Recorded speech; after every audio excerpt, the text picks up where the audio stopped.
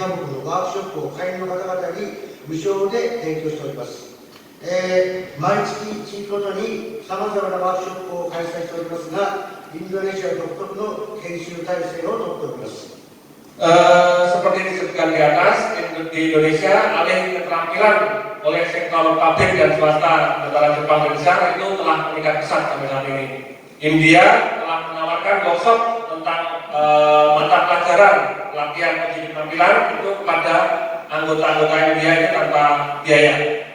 Kemudian setiap bulan kami telah mengadakan berbagai workshop berdasarkan istilahnya pembagian wilayah, tetapi kami memiliki sistem pelatihan yang unik di Indonesia.